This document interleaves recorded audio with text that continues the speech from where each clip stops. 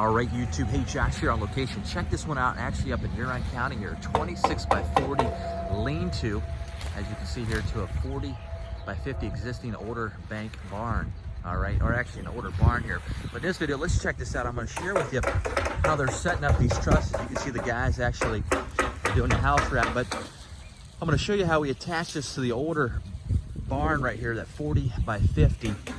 How we set up posts, and actually structurally stronger than putting a top beam with screws up there. So let's take a look at this. As you probably see here, different layouts here on the truss. And I thought this would be interesting. Typically you see freestanding post-frame Polebarn buildings, but check this one out, how we're tying in to an existing building. Now let me share with you how we did this, okay? For example, you can see what we used there. We actually put together two 2x6s.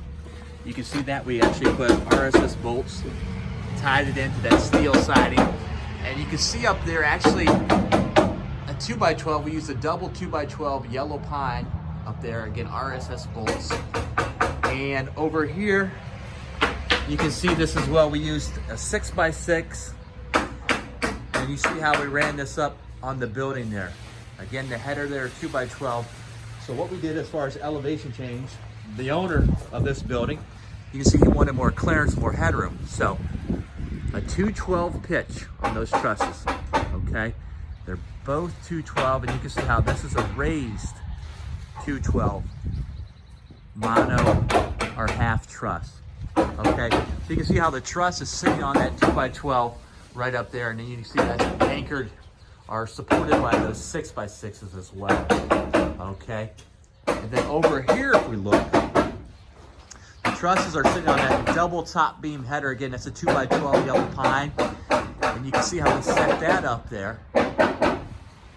See how we anchored that with the 2x6 SBF blocks as well for the trusses. So I thought I'd give you an idea here how this thing is situated. So a little different video, but hopefully that helps there.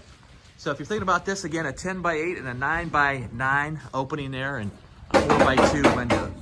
All right, 2 4 by 2 windows. So hopefully that gives you some ideas there, but a little bit different than just a normal freestanding building. But again, comments, always welcome. Till next one, keep it locked, keep it loaded right here.